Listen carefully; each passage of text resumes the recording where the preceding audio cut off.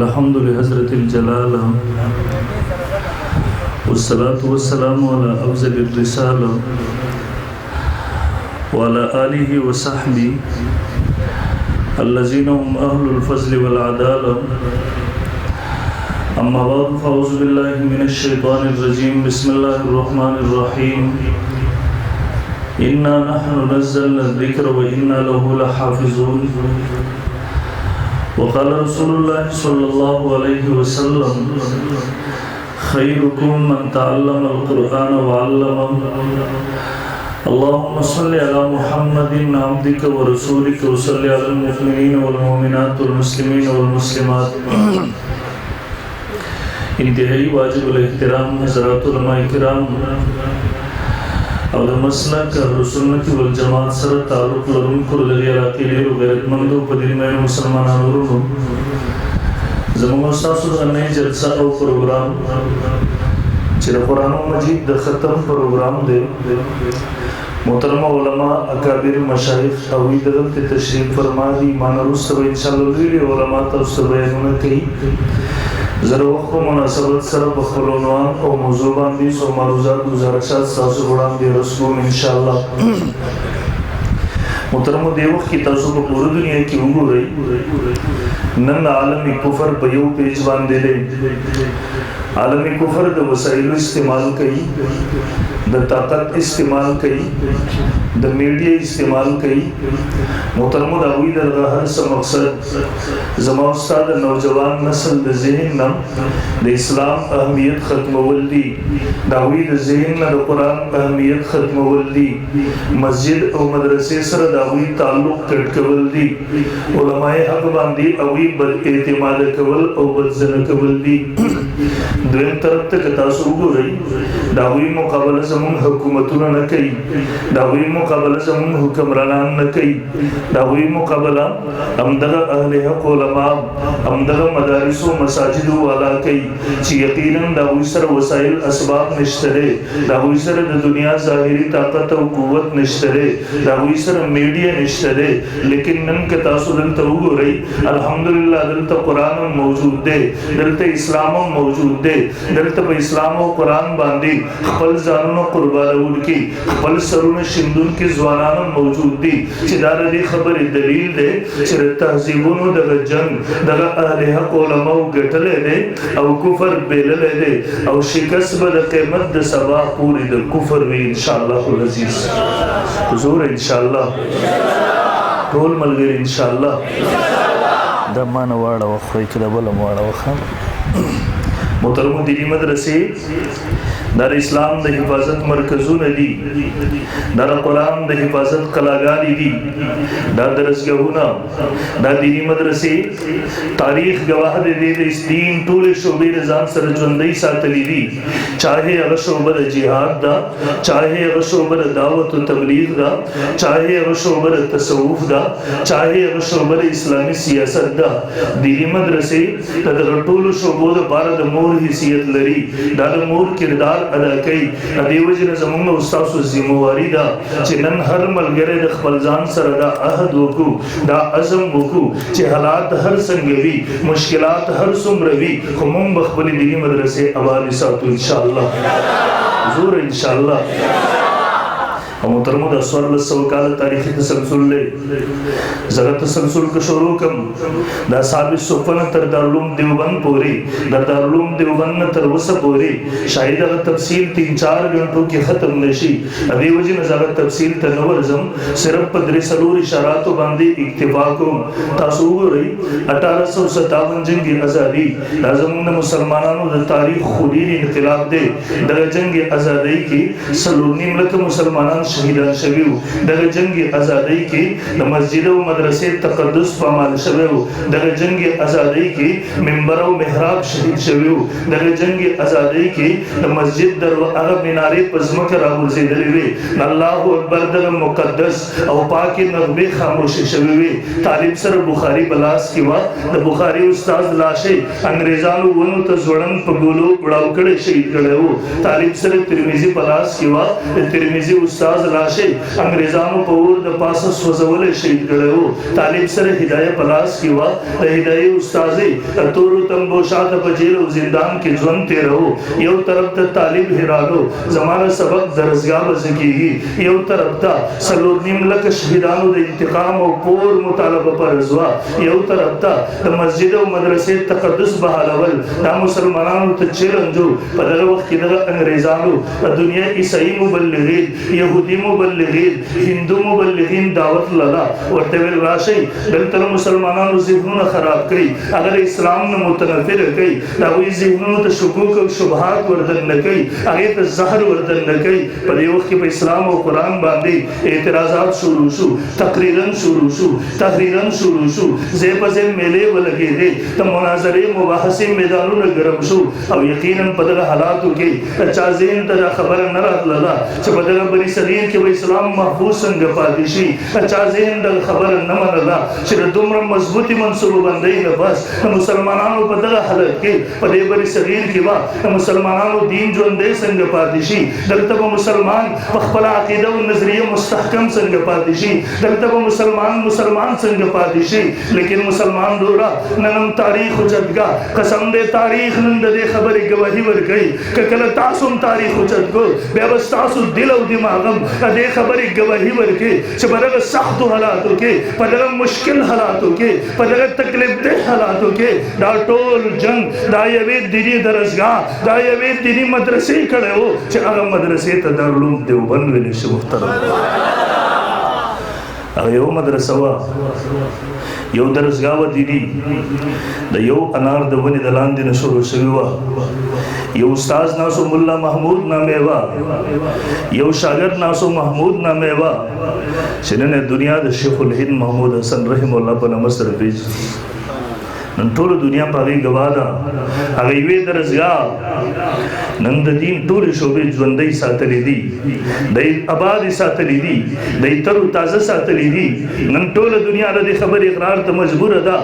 اگیو درزگاہ مدرسوا دی امت مفسرین ورکڑی دی محدثین ورکڑی دی فقہائی ورکڑی دی غازیان ورکڑی دی مجاہدین شہیدان ورکڑی دی خطیبان ورکڑی دی مؤلفین مناظرین محققین مصنفین ورکڑی دی نن ماؤتا پدر بری صغیر کی صحیح عقیدہ ساتھو ماؤتا دا الہاد نا پاک عقیدہ ماؤتا دا شرکیاتو دا گننا پاک عقیدہ ماؤتا دا بدعاتو نا پاک اعمال کو پس صحیح نحج باندے لگیا یو بے محترمو ماؤتا دا بری صغیر دا مسلمان دا اگر درزگاہ احسان مندی محترم خدا حقیقت دے قسم دے زبولو نکو حقیقت دے نمک زمان استا دین جون دے رے تحذیبم جون دے رے دردے دینی درزگاہونو دردے مدرسو دردے اہل حق علماء برکت لڑشی تاریخ اچھت کئی کہوں معاشرے کی چی منتقبل تاریخ رکھئی چکم معاشرے کی دینی درزگاہون ختم شو نادا قال اللہ قال الرسول دا گل شرون شر شو ختم شو کلا اہل حق علماء پا کم معاشرے کی ختم شوی دی حق بیانون کی جبی کلا بندی شوی دی بے تاریخ رخی منتدغ قومون و دغا معاشروخ پر دین و تحذیب کلم جوندے نرسد در بغداد حالات زمان استاس و مخیط دی در بغداد دا مسلمانان و علمی مرکز و علمی خارو پورا دنیا مسلمانانوں کو بغداد پخر کو دا بغداد خپل علمي مرکز ګڼو، لیکن دغه بغداد د یو تاریخ انقلاب سره مخامخ شو. هغه انقلاب ورنه دیني مدرسې واغستې، دا درسګاهونه ورنه ختم کړل، اهل حق علماء ورنه ختم کړل، حق بیانونکي ژبې ورنه بندې کړلې. نن تاسو هغه بغداد ته ورشئ، یا خو دغه بغداد د پوره دنیا مسلمانانو خپل علمي مرکز ګڼو، فخر یې پې کوو. یا نن چې هغه اهل حق علماو مدارسو نه محرومه شو، دغه درسګاهونو نه محرومه شوی دی، نن ته ورشه هغه خلک مسلمانان دي خو د اسلام نه ډېر لري پاتې دي. شیخ الاسلام حضرت مولانا مفتی محمد تقی عثماني صاحب دامت برکاتهم العالی په خپل سفرنامه کې لیکلي دي، وایي زه بغداد ته لاړم، د بغداد د مسلمانانو حالت مې وکتل، د هغوی رسم و رواج طور طریقې مې وکتلې، د هغوی دیني مدرسو ته ورغلم. شیخ الاسلام لیکلي دي ویل هغه خلکو کې د اسلام هیڅ قسم اثار په نظر نه راتلل. دا پته نه لګېده دا خلک مسلمانان هم دي وکړلی دي. ویل ما یو چا نه تپوس وکړو هغه پخواني طرز کې چېرته مدرسه نشته دی دلته، چرګیرې وي، پګړۍ وي، اوږدې اوږدې جامې اغوستې وي. ځکه هلته چې تاسو ورشئ د هغوی شیخ الحدیث هم ږیره خرولي، برېت یې خرولي، انګریزي اختان یې جوړ کړي، پینټ شرټ یې اغوستې، ټای لګولي، پته نه لګي دا سړی مسلمان هم دی که نه دی. د یو جن محترمو مسلمانانو ورونو یاد ساتئ د خپلو بچو په ذهنونو کې د رسول الله صلی الله علیه وسلم د سنتو اهمیت کېنوي. ګورئ نن به تاسو د رسول الله صلی الله علیه وسلم سنت تر کوي، پرې پرېږدئ، دا ږیرې به ختمې کوي، دا پګړۍ به لرې کوي، دا مصنون لباس به ختم کوي. ذهن کې په زړه کې به یو درد در سره وي چې ما سنت پرېښی دی، ګناه کار مې کړی دی. ستا په زړه کې به درد کم از کم موجود وي، لیکن دا یاد وساته را روان نسل به دې سره بالکل ناشنا او نابلده پاتې شي. اب بیجریم نه ده بیا دی بچو په ذهنونو کې رسولت او اهمیت پیدا کوي. دې ته رسول الله صلی الله علیه وسلم ژوند او زندگی ور وخایي، په خپل عمل او خپل ژوند سره ورته ور وخایي، د صحابه کرامو ژوند ور وخایي، دا وی تذکرې دې بچو ته وکا، بچو ته خپل اسراف ور وخایا، بچو ته خپل اکابر ور وخایا، بچو ته کله فیسبوک او د فلمو دنیا او د دنیا مور خاله. برحال شیخ الاسلام فرمایي ویل ماته یو مدرسه راوښوده چې د هلته لاړ شه پلانکي هغه کې یو مدرسه شته دی، هغه پخواني اثار پکې شته دی. ویل زه لاړم، ویل مدرسې ته چې راغلم ویل واقعي دلته څه نه څه اثار موجود. هغه محترم صاحب یې ږیره وه، دلته چا ږیرې نه وې پوره بغداد کې، سپین ږیری و. ویل ما ورسره ملاقات وشو، تفصیلي ګپ شپ مې ورسره ولګېدو. ویل کله چې واپس راغلم ویل هغه سپین ږیري عالم ډېر زیات وچړل، دا ږیرې په اوښکو باندې لنده شوله. بیا ما ته وی د پاکستان مسلمانانو ته زما پیغام ووایه او د پاکستان مسلمانانو الله د علم او مدرسو دغه نعمت مونږ بغداد والا ته راکړی و، مونږ بغداد والا ناقدري وکړله، رب رانه هغه نعمت واغستو. نن په سرو سترګو ژاړو خو هېڅ په لاس نه راځي. د پاکستان مسلمانانو الله د علم او مدرسو دغه نعمت اوس تاسو ته درکړی، خبردار تاسو یې ناقدري به نه کوئ، ورنه رب به د تاسو نه مو اخلي، بیا به تاسو هم زمونږ په شان په سرو سترګو ژاړئ، خو هېڅ په لاس نه درځي. قدر به کوي انشاءالله ټول ملګري انشاءالله. محترمو د دې قدردارې خپل بچي دې ته راولېږئ، دا بچي معلمان جوړ کړئ، قاریان حافظان جوړ کړئ. ګورئ بچی دنیادار جوړول دا هیڅ کمال نه دی، د رزق وعده الله کړې ده. وما من دابة فی الارض الا الله رزقها. ستاسو دې نوښار کې چیلنج کوم، ما ترې یو سپی څوک راوښیي چې د لوږې د وجې نه مړ شوي، ما ته الله تنبیه راکوي، وارننګ راکوي، خبرداری راکوي. یا ایها الناس قوا انفسکم واهلیکم نارا وقودها الناس والحجاره. اے انسانانو ویښ شئ، بیدار شئ، د غفلت شکار کېږئ مو د کېږئ ما، ویښ شئ، رب تنبیه درکوي، ډېر لوی تباهي او هلاکت در پسې را روان دی. بیدار شئ، د خپل ځانونو او د خپل اهل و عیال دغه تباهي او هلاکت نه بچ کړئ. د روژې نه مخکې 13 روژې نه دیر مخکې زه بلوچستان کې وم، څو ورځې جلسې پروګرامات وو، هلته وم. کوټه کې یو ځای کې یو ډېر لوی اجتماع وه د ختم بخاري.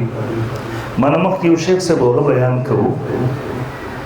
دی په خپل بیان کې زمونږ د دیوبند د یو مفتي صاحب د کتاب حواله ورکول. ویل ده په خپل کتاب کې لیکلي دي زمونږ د علاقې یو ډېر مالداره سړی عرب پتی دی، ماشوم ہے بچے سکول کالج کی داخل سبقونه ور باندې ویل دنیا پیسې په ولګولا بهر ملته ولګو د بچے میں ډاکټر شي اعلی ډگری حاصل کړي لکونو کروڑو روپے په ولګولې ځان ستړی کو ډېر مده تیر شو را هغه بچے ډاکټر شو ول پکم ورځ چې وطن ته واپس راغلو ول دې پلار په دې ورځ دومره تنظیمات کړیو استقبال خوراکونه روټیګانی د سمت 10 کروڑ روپے صرف په دې ورځ لګولې ول اسلام آباد د ایرپورټ نه چې بګم گاڑی کې راتلو ول زم ور سره دا گاڑی کې موجود وګورم مختصر ول مونږ لا کلی ته نه ورسېدلې وطن دی بچی د پلان ته بل گاڑی کې راته سیده مخ راته وکړو ورته بابا ډېر لوی ظلم در سره وکړو خپلاره ورته بچي ما تاسو سره ظلم کړی ما هو په تعالی کونو کروڑو روپۍ ولګولې ما هو په تعلیم حاصل کو ته ډاکټر جوړ شو ته ظلم در سره وکړو خپلار ته نو پتا دا بد قسمت بچي څنګه شروع اته نو پتا نن د تمر لوی سفر نه پس واپس دا بد قسمت بچي به کور ته مون رسیږي نن د ژوند او ژوندۍ د ورځ د پلار باندې مخام کېږي بل په داسن کدن کې د پلان ته سیده مخ راته وکړو ورته بابا ټول عمر د دنیا پسې ذلیل کړم کله دې رب راونه خودو کله دې آخرت راونه خودو کله دې رب سره زما تعلق جوړ نکو کله دې قرآن سره زما تعلق جوړ نکو بابا زو سلک سال بعد دلته نظم قبر تیارو تب ورزم قبر وحشتونو یوازې والي تب ورزم بابا د قبر فرشته و زما د ډیګری د بری زما د ډیګری وسل د بکار ناراضي بابا زوس ال قبر کې هغه فرشتو ته جواب ورکو ول هغه بچي خپل پلان تر ځن کدن په وخت کې اخیرنی الفاظ دا ویلا ول بابا ډېر لوی ظلم دې سره وکړو ول وفات شو محترم د بچي درته ډېر ځن کدن په وخت کې ګلو کې وله تر حشر باب میدان کې بیا आवाज ونه کې او بابا اته زما څنګه بابا وی پلار وی تر دې دوه ورځې ذلیل دنیا لپاره دې دوه ورځې خوشحالي لپاره زما د ټول عمر آخرت تباہ کو دا د ټول عمر د خوشحالونو بابا نن د تعالی وجه محروم شوم الته در پسې اخیری आवाज ونه کې بابا ډېر لوی ظلم دې رسول ګورئ موږ دا درته نو چې تاسو بچي ډاکټران مو جوړوي تاسو بچی انجینران مو جوړوي دا هر څه جوړ لیکن دا درته ضرور وایو دا بچي اول یو صحیح مسلمان ضرور جوړ دا اول دې درسګاونو تر ولېګا دې جمعات مدرسو ته راولېګا دې علماء سره کې دا دلته قرآن ور زده کړه دلته اول د ذهن تر د دماغ تر قرآن دغه نغمه وردن نکا اول دغه بچی ته ذهن جوړ کړو بچی ته مسلمان دی بچی ته الله بندي ته رسول الله صلی الله علیه وسلم امتی بچی زمونږ د پاره د ټولو نه اول قرآن دی زمونږ د پاره د ټولو نه اول رب دی زمونږ د پاره د ټولو نه اول رسول الله دی بچی ټوله دنیا پر خودل مونږ د پاره به آسان وي لیکن د الله یو حکم پر خودل د رسول الله یو طریقه قربان اول دا په اسم ماحول کې به زمونږ د پاره جایز نه وي دې بچی ته اول ذهن جوړ کا بچی ته مسلمان دی زمون مقصد آخرت دے اصل کورم آخرت دے دا دنیا زمون اگر ضرورت دے دا دنیا زمون عرضی کور دے بچی تا دا ذہن جوڑ کا بچی تا مسلمانی دا دینا پسے کہ ہر چلتا لے گی ہر سے جوڑے استاق خراب اور دویم نمبر محترم دا دینی مدرسی دا زمون استاسو بتاون باندی آبادی دی دا دی آباد ساتل دا زمون استاسو فریضه دا دارالعلوم دیوبند بنیاد چې کې خوده کېدو 1866 کې حجت الاسلام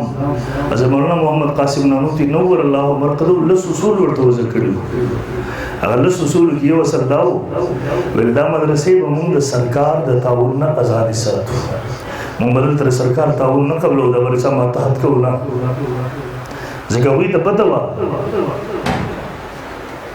حکومتونه د بيدینه خلکو رسول تعالی اوس کوم د دیو پتا هم سره دا چلو بیا خو بدل دیو ماتحت کو بیا خو نصاب راته دیو جوړي دیو بس جوړي تاسو د سکول کالج یونیورسيټو ته ورشئ دا مسلمان هم ته الحمدلله لیکن سوچ دا یو مسلمان بچے دلتے بڑی مسلمان ملک کے بڑی دارو کی 14 کال تیر کی 14 کال نصاب لستوں پس د عقیده ختم نبوت ونه پیژني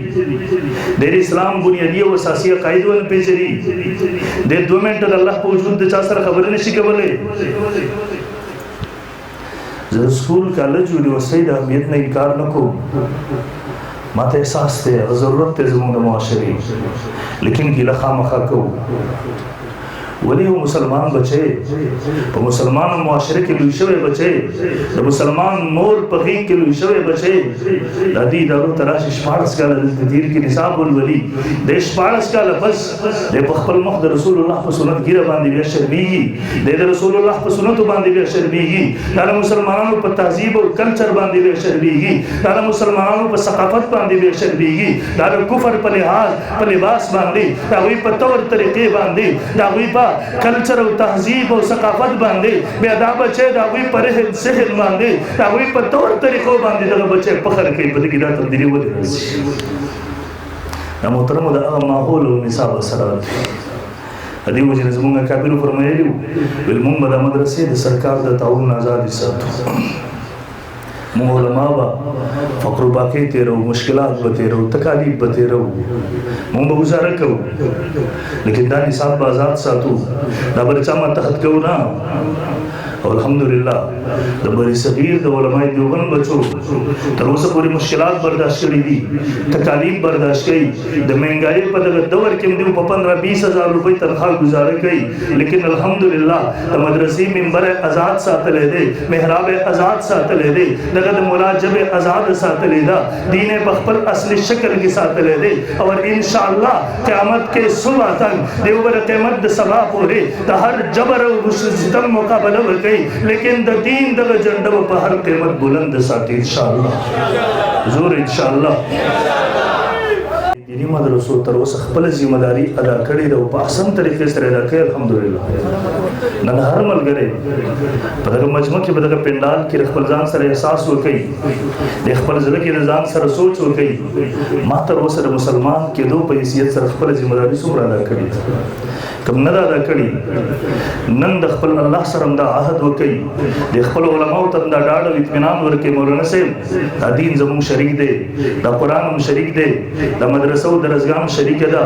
ما نه تر نن پورې کوتاهي شوې ده، ان شاء الله نن نه پس به زما نه کوتاهي نه کېږي، نن نه پس به زما تنخواه کې، زما کاروبار کې، زما په زمینداري کې به ستا مدرسه ما سره پوره شریک وي ان شاء الله العزیز. دوی سره به کوو تعاون، ملګرتیا به کوو ورسره، او ملګرتیا به ورسره د پیسو کوو.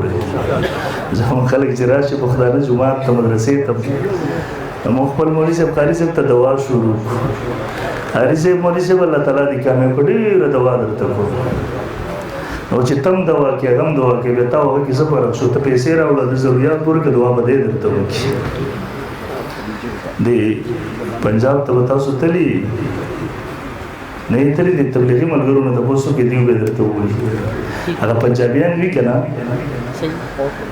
ته ورشه، هغه غریبانو مونځ هم دغسې حال دي، روژو یې هم دغسې حالت دي، بد کار کوي، زه د دې ستاینه نه کوم، لیکن ته ورشه دغه یو 5 کارخانې فیکټرانې چلېږي. وجه څه ده؟ هغوی خپل مدرسې، خپل مساجد، خپل علما، خپل قاریان، خپل حافظان د مالامال کړي دي. زموږ پښتنو باره کې مشهوره ده که نه، وایي پښتون 100 رکعته نفل کې خو 5 روپۍ د الله لاره کې نه خرڅ کړي. هلته ته بله ورځ ما ملګرو سره ګپ لګوو، ما ورته ویل کراچۍ ته لاړ شئ پنجاب ته، قسم دی د هغوی مدرسو کې فریجونه نه وي، دا د ګډانو چیغو د غوښو نه ډک وي. نو دغسې مو ورسره ګډان چې دي مدرسو تړلي وي ورسره روزانه، مونږ KPK ته راشه مړه ټول کال تېر شي دا منظر مونږ کله ونه ګورو، زموږ پښتنو هم کله ګډ چغې راوځي دا به طالبانو ته محترمو د خپل خزانې کلاو کوي بلې خلکو دا ځان سره شریک کوي، تنصر الله ینصرکم، تاسو کې د الله د دین مدد وکړئ، رب به فرمایي زه به تاسو مدد وکړم. دغه رب د ځان سره شریک کا په خپل کاروبار کې، په خپل زمینداري کې، په خپل تنخواه کې، دا خلک د ځان سره شریک کا، زړه کې دا ووایه دا د الله حصه وزدي ورته ورکوم، ان شاء الله رب به درته په دغه تنخواه کې، په دغه کاروبار کې به درته رب برکت واچوي ان شاء الله. شریک کوو زما ډېر ملګري دي پېښور کې یو ملګري راته زه ټلیفون وکړو ما ته ستا بیان مې اورېدلی و تا ویلي و چې الله ځان سره شریک کوي ما ته شریک کړی مې دی اوس درېیمه حصه مستقل دغه مدرسو علماو ته ورکوم ما ته ویل کال نه دی پوره شوی زما کاروبار ډبل سو ډبل و زما د کنټرول نه بهر دی نشم کنټرول کولی تاسو شریک کوي بیا وګورئ یو کال یې وکړئ روزانه ماهانه سالانه بیا کله تاسو تاوان شي او راشئ در سره پوره کال جوړم معلوم کوو به ټول انشاءالله بیا چې د قیامت په ورځ الله د پیغمبر صلی الله علیه وسلم سره ملاویږو ورته به ویلی شو الله پیغمبره زه ډېر کمزوری وم زما عملونه کمزوري وو لیکن د الله پیغمبر یو عمل مې کړی و په هغې راته فخر دی کله چې دنیا کفر راجمع شوې وه دا دیني مدرسې دا درسګاهونه دا اهل حق علما قاریان حافظان یې کمزوري کول الله پیغمبره ما هغه وخت کې د خپل بچي د خولې نوڼۍ راغستې وه ما له دیو سره شریکه کړې وه ما له دیو ځان سره پکې شریک کړی و الله پیغمبره کله چې اور بل شوی و کله چې اور بل شوی و د وخت د ابراهیم د سوځولو کوشش کېدو الله پیغمبره هغه وخت کې ما دغه کربوړي کردار نو ادا کړی چې پوکیې کول د اور د تیزولو کوشش یې کوو بلکې هغه وخت کې ما د هغه مارغه کردار ادا کړی و چې مخلوق کې به اوبه راوړې په اور به ورشیندلې چې ورته الله سکه اور خو به دې نمري او ته ما ته پته چې اور به دې نمري لیکن زره سیدنا حضرت ابراهیم علیه السلام په ملګرو کې خپل نامه شامل ولغواړو الله پیغمبر زما ایمانو انا نحن نزلنا الذکر وانا له لحافظون دا مدرسې دا قران دا دین دا ګیره او پګړې او شملې دا بر قیامت د سبا پوری وي دا څوک نشي ختمولای دې له ختمولو سوچ لرونکي ان شاء الله دا به خود ختميږي زما رب نشان عبرت ګرځي لیکن الله پیغمبره زه هغه وخت کې کربوړي په ملګرو کې دوما زه هغه مارغه په ملګرو کې وما الله پیغمبره کله چې خلیل الله د سوځولو کوشش کېدو هغه وخت کې زه د وخت د نمرود د ملګرو په صبر کې دوم ولاړ زه د وخت د ابراهیم د ملګرو په صبر کې ولاړو زه د وخت د فرعون د ملګرو په صبر کې دوم ولاړ زه د وخت د موسی د ملګرو په صبر کې ولاړو الله پیغمبره زه دغه ظالمانو دغه جابرانو دغه مدرسې او درسګاه د جمعات او خانقاه د ګری او پګړې او د شملې د دشمنانو صبر کې دوم ولاړ زه ستاره دغه وارثانو د اهل حق علما قاریان حافظان چې زماني ظلم جبر قبول کړو مشکلات قبول کړو پیغورونه قبول کړو په دغه بهنګای په دور کې په 10-20 هزار تنخواه باندې گزاره کولا الله پیغمبره زستار دغه وارثانو سره په دغه ټاټو چې دای ولاړو الحمدلله ودریګو ان شاء الله دې سره ملګرتیا کوي ان شاء الله تعاون وکور سره وعده ده ما سره نسیو وای وعده ده یو غیر ادوی تبلیغان ملګرو سره چې د لیکل کس پاس د ارادي نو مولا رسول الله ورته ویل امیر صاحب هغه چې لیکي او زینا غولیکا نو هغه نو وعده خیمه ان الله د کان مسولا کوم مبارک چې ورته تبوس وکړي شي هغه وعده چې ما سره څوک کوي چې ان شاء الله د مدرسې سره د ټولو مدارس سره د علماء سره ملګرتیا کوو په هر ډګر ور سره ولاړ یو دا درسګونه به آباد ساتو دا په خپل تنخواه کاروبار ځمېدار دکانداري کې د ځان سره شریک ان شاء الله هغه ملګری چې وعده کوي ما سره دواړه رسول وچت لګي پرو وچت کې پورا دا سیونی سیل سره دا وعده ان شاء الله لاس مخ کې کوي لاس وچت کې دا سیل وعده ان شاء الله نه आवाज را سره په زور کې وعده ان شاء الله وعده ان شاء الله الله دې عمل کولو توفیق راکړي واخر دعوانا الحمدلله